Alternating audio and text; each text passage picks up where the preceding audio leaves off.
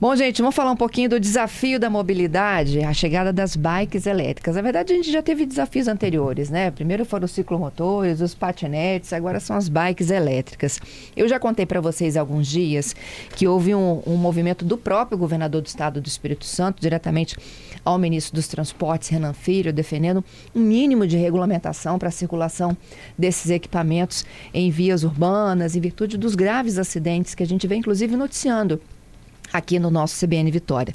Pois é, isso está ganhando força, tá? Agora é o nosso CETRAN, nosso Conselho Estadual de Trânsito, que já está se mobilizando com grupos de estudo e indo a Brasília para reforçar toda essa necessidade de estratégia, não é isso?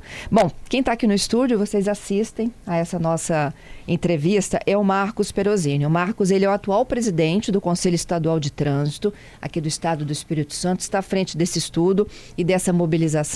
Gentilmente decidiu vir aqui para conversar conosco, porque é um assunto, sem dúvida alguma, que traz muita mobilização, né, Marcos? Bom dia. Verdade. Bom dia, Fernanda. Bom dia a todos os ouvintes. É um prazer enorme estar aqui comentando sobre um assunto que tem trazido um alerta, né, para todos os cidadãos, né, a condução de veículos de autopropelidos e também as bikes elétricas. E tem gerado uma certa preocupação, motivo pelo qual o próprio governador do estado do Espírito Santo, Renato Casagrande, tem se mostrado preocupado quanto ao aumento dos índices de acidente envolvendo as bikes elétricas. Então, as bicicletas elétricas têm crescido, né, têm se popularizado no país todo. Então, a gente, munido dessa preocupação, a gente resolveu reforçar através de um grupo de estudo instituído pelo próprio Conselho Estadual de Trânsito, da qual a gente pôde elaborar propostas através de um relatório conclusivo,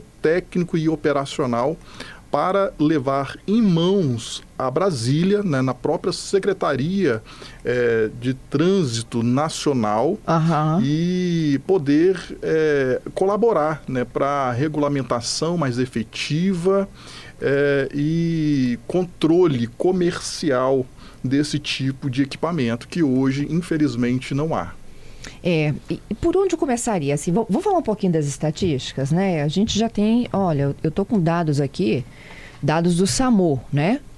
De janeiro a novembro foram 177 ocorrências envolvendo bikes elétricas, essas que viraram estatística, né? Porque aquelas que nem chegaram a notificação. Na região metropolitana, a maior concentração delas, 154 atendimentos, 86 vítimas, gênero masculino, 68 do gênero feminino. Se a gente colocar aqui por município, Vila Velha está no topo lá, liderando as ocorrências. Depois Vitória, Serra, Cariacica, Guarapari, Santa Maria de Jetibá, Laranja da Terra, Piúma e Venda Nova do Imigrante.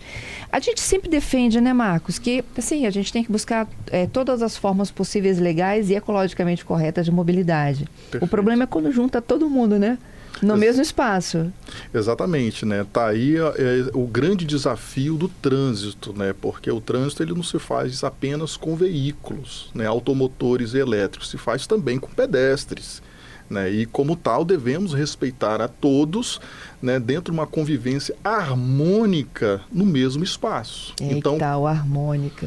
Quando esse conflito acaba se acentuando, é necessário que seja adotado providências a título de regulamentação e fiscalização para manter a preservação de todos os cidadãos que utilizam das vias públicas para se locomover. Quem faz parte do CETRAN hoje? O CETRAN, é bom até essa pergunta, porque ele se distingue um pouco do Departamento Estadual de Trânsito, que é um órgão executivo estadual.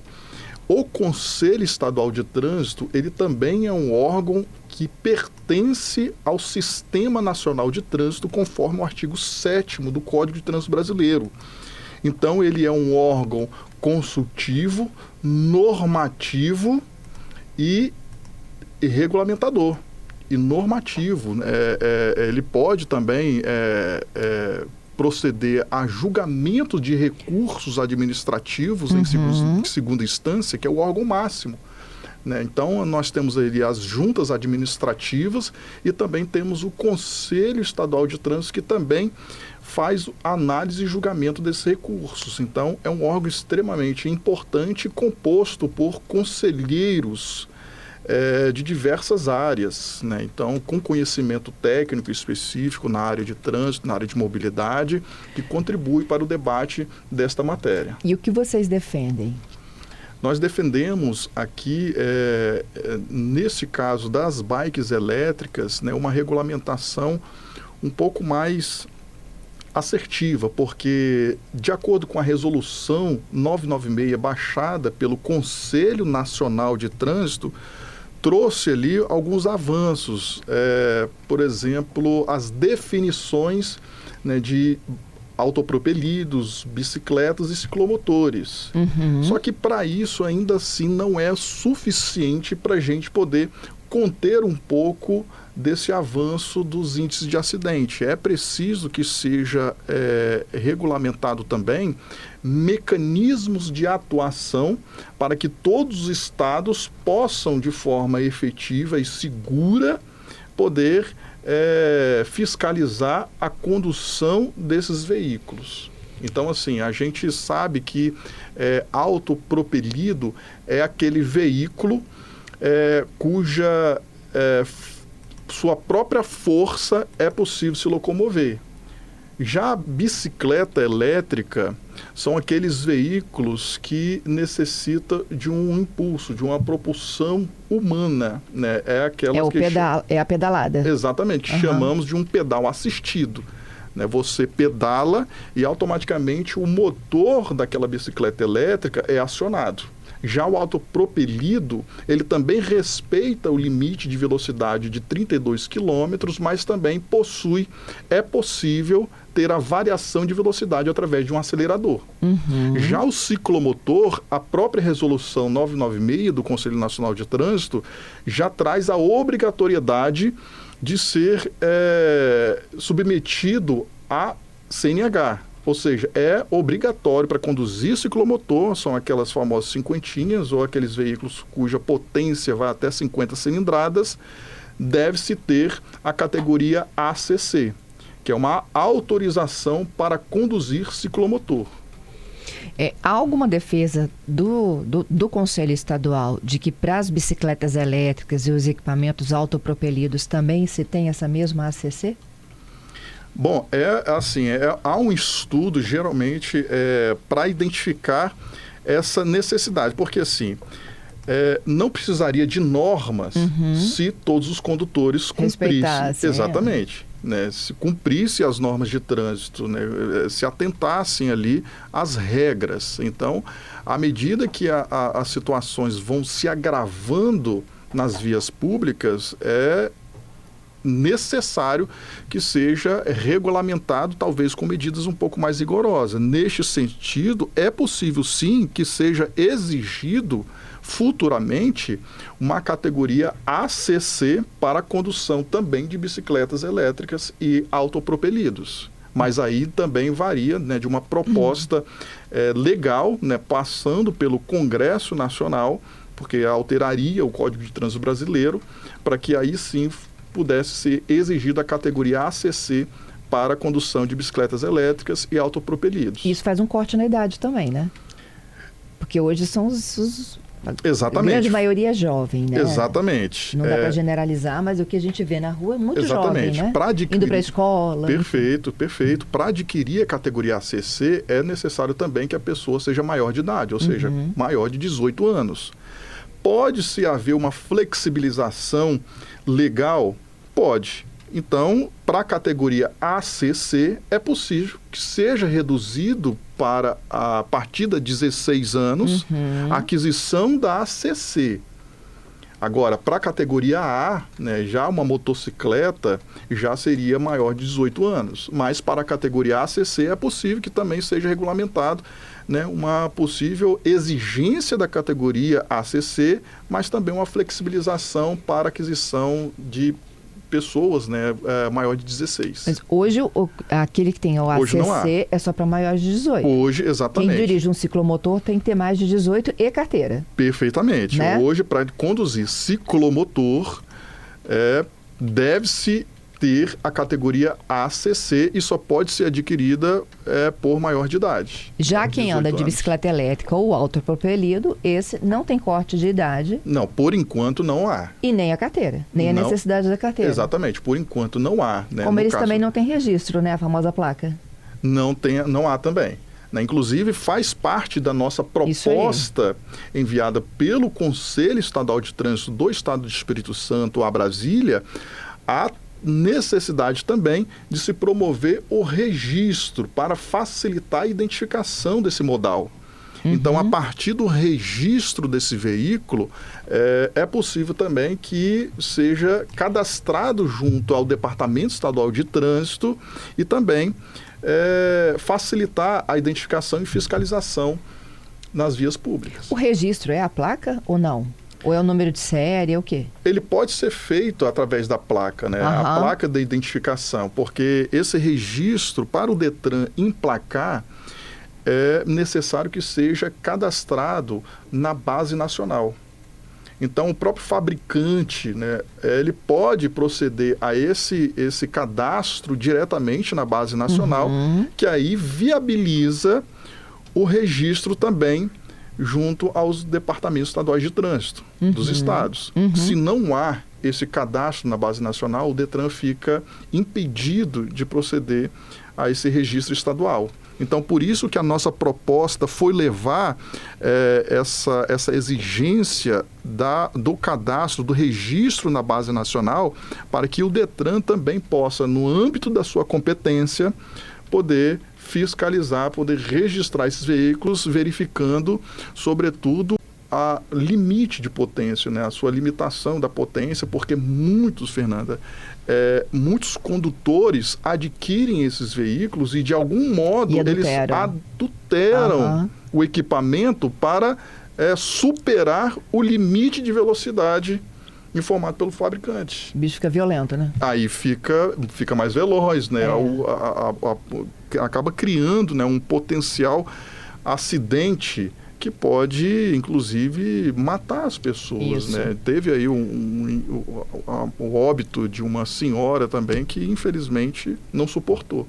Já estou de volta. Meu convidado aqui no estúdio é o presidente do Conselho Estadual de Trânsito, Marcos Perosini. E esse assunto, sem dúvida alguma, gera muita participação e as pessoas aqui cobrando efetivamente fiscalização nas ruas, com medo de serem atropeladas e tudo mais. O que a gente está falando é de um encaminhamento do Conselho Estadual de Trânsito ao Conselho Nacional de Trânsito, sugerindo que as últimas resoluções elas sejam melhor adaptadas à realidade hoje da população. A população realmente está com medo, né? Principalmente o pedestre. Ele está com muito medo de ser atropelado por uma bike elétrica dessa, que está passando por adulterações, está ganhando uma velocidade que é fora do padrão do fabricante e tudo mais. Falei que voltava para explicar, né? Esse pedido aqui do CETRAN, né, sobre a fiscalização com a previsão de multas e apreensão de bikes em situação irregular. Mas antes eu vou deixar aqui o depoimento deles, tá? Tá, Marcos? Vamos ouvir aqui o que os ouvintes têm para dizer. Claro. Alguns, inclusive, bom dia, Marcos, alguns, inclusive, têm algumas ideias, né? O Adriano falando que também não basta só comprar, colocar nome, CPF, enquanto não houver uma regulamentação e regras a serem seguidas, infelizmente os acidentes vão continuar. E tem que ter campanha de educação no trânsito, não só para quem anda de bike elétrica, mas para pedestre, motorista, motociclista, ciclista, todo mundo que faz parte do trânsito. O Leonardo está aqui dizendo que a gente vê criança pilotando essas bikes elétricas em via pública e o pior, no meio dos carros. Então, para ele, a sugestão é que, independente da idade, principalmente no caso dos menores, que deveria ter uns 2 dias dessas pessoas em cursos para saber o que é uma placa, tipo de placa, leis de trânsito e as consequências de não seguir. E aí ele geraria um QR Code onde ia ficar na bike E durante as fiscalizações, os guardas, a polícia poderia ler esse QR Code para saber se essa pessoa passou ou não, né, por esse treinamento, e aí no caso saber também quem são responsáveis e tal, no caso dos menores de idade, para haver uma devida responsabilização. Toninho dizendo, fazendo uma comparação, uma pessoa anda 3, 4, 5 quilômetros, uma bike normal anda a 6, 10 quilômetros por hora. As bicicletas elétricas andam numa velocidade muito acima e ainda tem as adulterações que fazem com que eles andem em mais velocidade ainda do que o normal. Então teria que ter também uma identificação para que facilitasse as pessoas, no caso de acidentes, a fazer algum tipo de anotação, anotar uma placa, alguma coisa do tipo, para que essa pessoa também fosse responsabilizada. O Franco falou que as pessoas foram comprar bicicleta elétrica, elas deveriam colocar CPF mais documentação na hora de comprar, ser maior de idade. Eu acho que já tem CPF, né? Porque a nota fiscal tem CPF. Perfeito. Isso, sim. Mas dizer nessa nota quem vai pilotar, né? Qual a responsabilidade, porque qualquer coisa que acontecesse cairia em cima da pessoa que comprou e da pessoa que seria responsável por pilotar essa moto. Fora algumas críticas que a gente vem recebendo também, muita gente querendo já uma definição de regras de punição para que isso seja efetivamente acontecido, que enquanto isso não acontecer, outras pessoas podem se machucar gravemente ou mesmo morrer, como foi o caso da idosa. Teve um adolescente também no norte do estado, enfim, muitos falando sobre esse problema que precisa ser evitado já a partir da comercialização. E o Gedivaldo falando que esse problema começou com as famosas chinerais lá atrás, há mais ou menos 10, 15 anos, quando elas vieram a princípio sem maldade, mas que elas abriram a porteira para todas essas bikes elétricas, entre aspas, de menor potência. Essas foram enquadradas como cinquentinhas, né?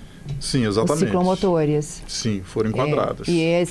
Eu me lembro que houve esse mesmo debate.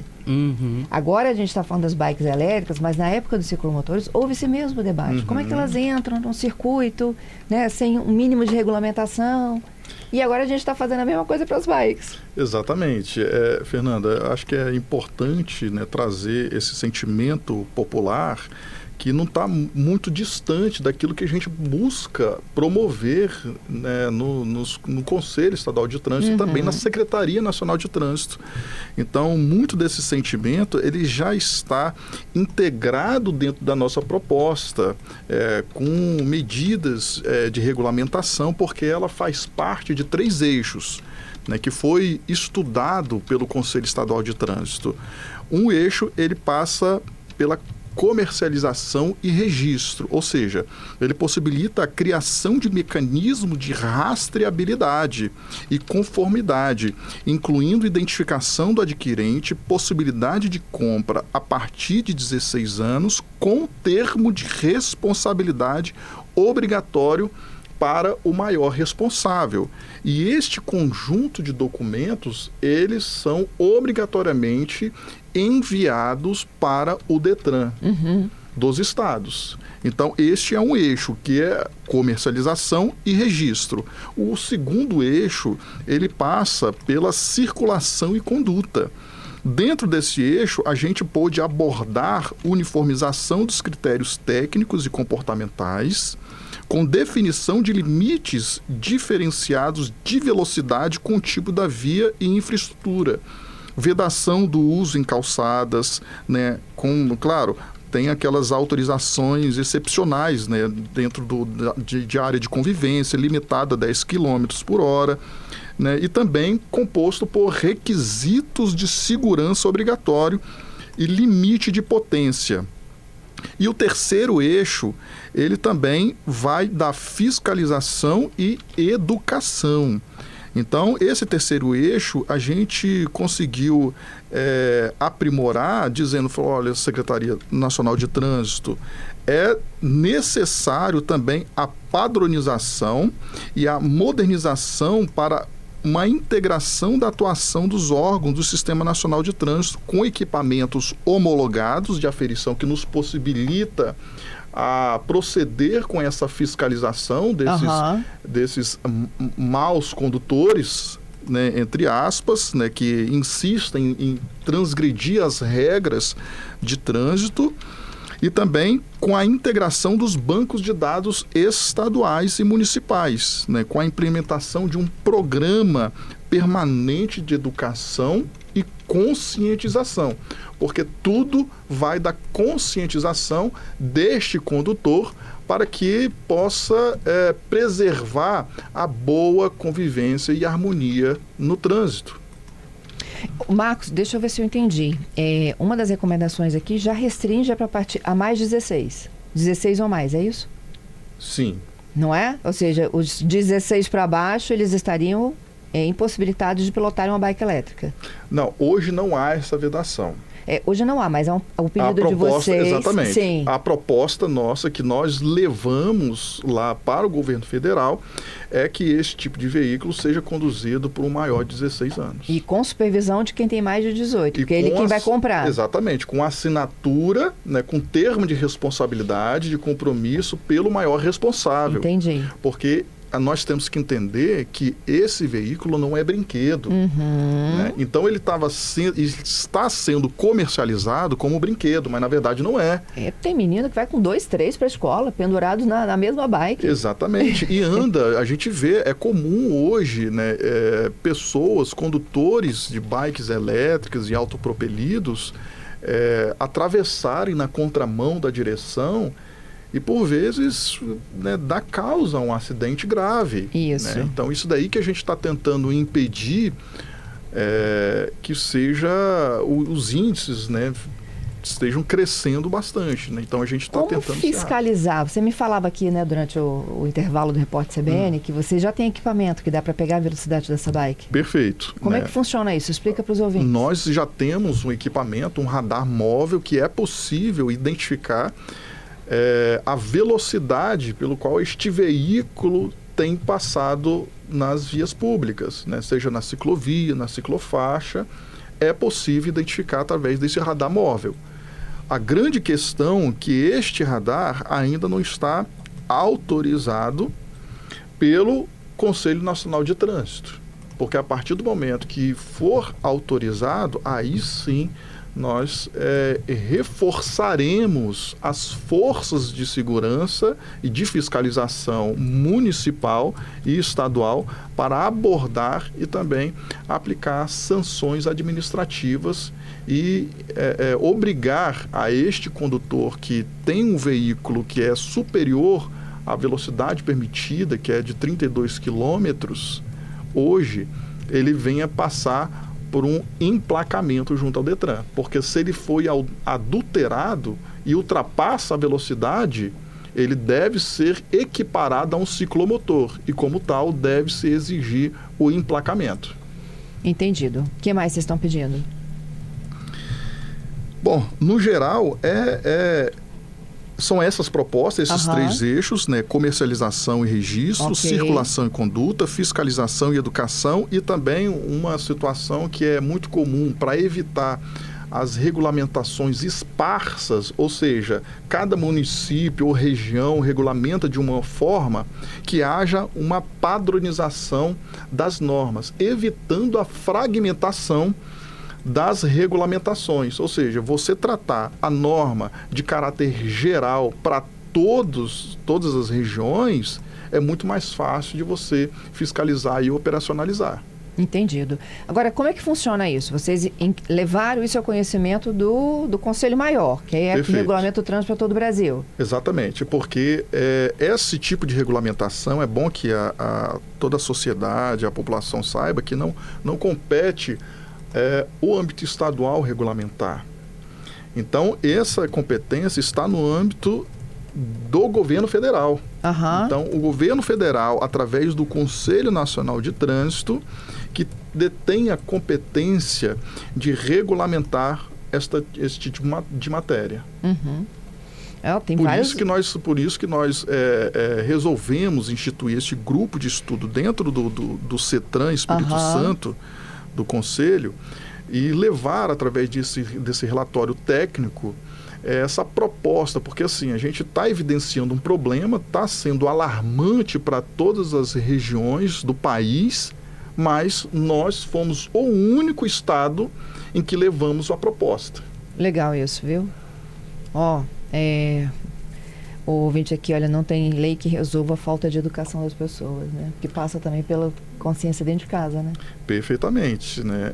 A conscientização das pessoas, né? A educação, ela vai bem em qualquer lugar, né? Vai então, bem em qualquer lugar. É importante que as pessoas tenham esse tipo de consciência e saiba partilhar o espaço, principalmente nas cidades litorâneas, né? Que tem os calçadões, tem as ciclovias. Então é importante que seja adotado a quilometragem regular para fim de evitar, né, um acidente grave. Patrícia, o que os nossos ouvintes estão falando aí? Pois é. Muitos já até perderam a esperança. A Neia, por exemplo, dizendo que ela quase foi atropelada por uma bike elétrica numa calçada em Jardim Camburi. Ela já não sabe mais o que pode ser feito. O Franco, sobre alterar a velocidade das bikes, diz que devia ter um lacre para uma pessoa que vendeu a bike. Se esse lacre for rompido para fazer a alteração da velocidade, essa pessoa, então, já que tem nota fiscal com o nome, seria responsabilizada. A Maristela dizendo que tem adolescente carregando criança na garupa sem qualquer tipo de proteção, como um capacete, por exemplo, e que os pais deveriam ser responsabilizados por colocar a vida dos próprios filhos e de terceiros em risco. O Gilmar também falando que tem que seguir as leis de trânsito de veículos como qualquer outro, né? Estão demorando muito para agir. A Emília dizendo que está impossível andar no calçadão de Camburi no final da tarde por conta das bikes elétricas. Estão invadindo a calçada dos pedestres em alta velocidade, assustando todo mundo. O Jocarli disse que viu uma mulher ser abalroada por 2 adolescentes pilotando uma bike elétrica. O SAMU teve que ser acionado para fazer o socorro. Ele diz que não adianta liberar se não houver uma legislação e que doa no bolso, só assim é que eles vão poder vão respeitar. A Débora falando, como é que você vai pedir educação para os adolescentes no trânsito se os adultos também são mal educados, né? Falta exemplo no trânsito. E o Marcos dizendo que o problema é vender bike elétrica como se vende rádio, né? Então o indivíduo sai da loja já com a bicicleta, entra no trânsito pedalando, e aí como é que fica? Vai virar mais uma estatística nos números do trânsito.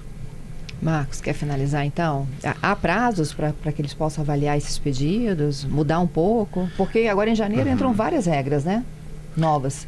Perfeito, né? A obrigatoriedade da categoria ACC para a condução de veículos ciclomotores, ele passa a valer agora a partir de... O emplacamento, né? A categoria ACC já é exigida, mas o emplacamento deste veículo já passa a ser obrigatório a partir de janeiro, né? Então, todas as pessoas, condutores que possuem ciclomotores, que ainda não passaram pelo registro junto ao Departamento Estadual de Trânsito, deve ser feito antes que esse veículo seja abordado por uma fiscalização e seja recolhido para o pátio. Né? Então, eu agradeço muito a participação, Fernanda, porque essa nos traz também uma oportunidade de explicar ao cidadão, né, os impactos que esse tipo de regulamentação traz para as pessoas, porque é uma forma também da gente trazer uma consciência, né, uma capacidade das pessoas se autoavaliarem dentro do trânsito, para que as pessoas possam, de fato, cuidar, né, não só da sua integridade física, mas também preservando a integridade física de terceiros. Então, eu agradeço muito a participação na Rádio CBN, que também possibilita a gente apresentar um pouco do nosso trabalho, né? O que o Conselho Estadual de Trânsito se propõe a fazer para minimizar esses índices de acidente de trânsito que têm crescido no país todo, né? Principalmente nas cidades litorâneas, como é o caso do Espírito Santo. Então, é uma preocupação que nos trouxe um alerta, mas que não estamos de braços cruzados. Estamos, né, dentro dos nossos esforços, dentro da nossa competência, né, estudando e propondo normas que venham a ajudar e auxiliar nas forças de fiscalização e operação de todo o país. É isso aí. Eu te agradeço, viu, Marcos, pela entrevista, por vir aqui ao estúdio. Muito obrigada. Eu que agradeço.